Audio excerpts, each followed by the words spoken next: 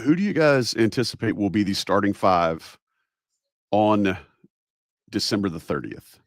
I asked that because that's going to be around the turn of the year when they start getting into conference play. I think that's actually the Florida State game. Yeah, December 30th. That's a 7 o'clock night before New Year's Eve against Florida State because yeah, everybody loves December conference games. But here we sit. I want to see who you guys think will be the starting lineup then. And so, Evan, I'll allow you to start, sir. Starting lineup when they have their first conference game hosting Florida State. I was gonna see if I could find it. How many different starting lineups they had last year? Because there was a stretch there where it almost seemed like a different one every game. I mean, Well, you had between injuries and trying to figure anything out, yeah, he shook it up pretty good. it was a lot of mixing and matching. Obviously, yeah, the one that a lot of people are mentioning in the chat, I think is one that I think people would expect. Basically you swap out Jiren for Luka from what they started in the exhibition game. I think I'll be a little different. I think the starting lineup will be the same one they had in the exhibition game with the Jiren, Wilson, and Vasar. I think maybe whether it's a Luka clearance issue or a Luka trying to still get adapted, or maybe UNC just wants to lean into its defense a little bit more. I think I'll go a little bit different and say the starting five you saw in Salt Lake City will be the one that they have December 30th. All right, I'm not mad at it. Sherrell, starting five as of the Florida State game. I still think it'll be the presumed starting five. Just switch out Luka for Stevenson. So Evans, Trimble, Bogovac, Wilson, and Vasar would be my assumption. I will answer your question though, Joey. Earlier, you said who's already earned Hubert Davis's trust. I think it's pretty clear from everything we heard that Jiren Stevenson has. Whether that is Hubert Davis hoping he can get something out of Jiren Stevenson that they didn't at Alabama, or that he's seen it in practice and thinks he's already gotten it out of him. Either way, he's definitely in the rotation. I think he's earned Hubert Davis's trust. So he might as well be considered the sixth man, I would say, at this point. Pretty much him and Dixon are right there.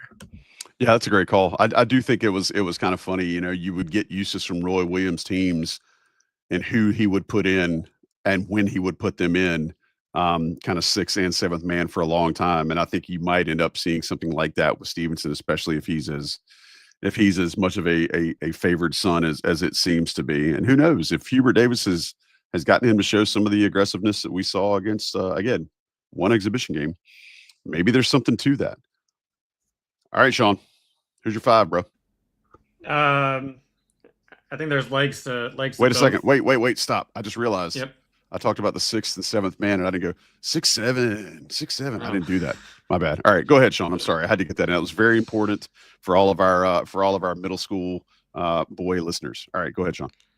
I think 100% would have gone with Luka prior, but to what both Evan and Sherrell said and what we saw, I wouldn't be surprised if Jiren is at the three, which my feelings about him at the three.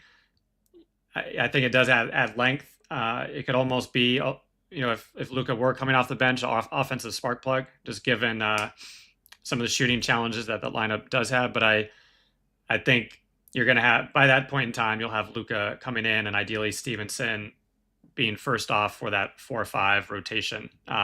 If not, Zayden High's coming in for Vasar. But ideally, Stevenson can back up Wilson and then play other minutes at the three. But I think you need a strong offensive team early on. So I'll put Luka in that starting lineup.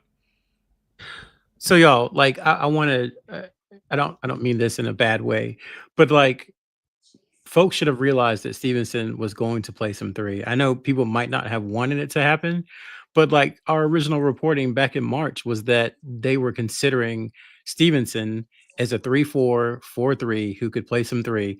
And that was one of the reasons they were, I don't want to say agnostic between him and I already forgot his name. The kid who went to Georgia from BYU. Yeah, between him and Catchings. That's kind of why they were a little agnostic, because they felt they had similar traits. So, even at practice, when IC went to practice, I don't know if you were there or not, Evan, but Stevenson was half with the bigs and half with the guards, which implies to me they see him as kind of a wing. So this has been the plan for some time. Whether or not the plan is going to be good or it's going to come to fruition positively, we'll see. But I think Hubert Davis and his staff have had this in mind for a good 6.5 months, honestly, with Steven playing some three. And depending on the Luka situation, honestly, this is what the team was going to look like before Luka happened. After Stevenson committed back in, I guess it was April, it was kind of like, okay, this is no, seriously, this is they were kind of set, and it was like, Lubin was going to come back, and he was going to be the backup 5, and Stevenson was going to be the 3. They were going to go with a big lineup, and then Lubin decided to go elsewhere, and then more resources became available, and that's how the Bogovac stuff happened. But this was like the original plan before Luka became someone that they could get. So I think it's important to remember that. So what does success look like to you for Stevenson to have that starting spot and keep it? Oh, well, you see, you're asking me like I think it's the best. No. Like, I'm just, okay. I have my answer. I would want him to be able to hit a 3. I don't need 2 threes. I like the drive he had where he attacked the basket straight. Would need to cut down on the turnovers, and if he can disrupt defensively with that size, I think that would be success. You don't need him averaging 12 and 6, but you can't have him with 5 turnovers and 2 rebounds either. Yeah, I think turnovers are one. You don't want him. Very similar, honestly, to Jalen Withers. Jalen Withers, thank you. Yeah, a different player, but you don't want him handling the ball a ton. You don't want him making a bunch of decisions and reads off of different kinds of actions. You want reacting to going to grab a rebound. You want him to be able to hit an open 3. You want him to finish in transition and occasionally take advantage of a mismatch.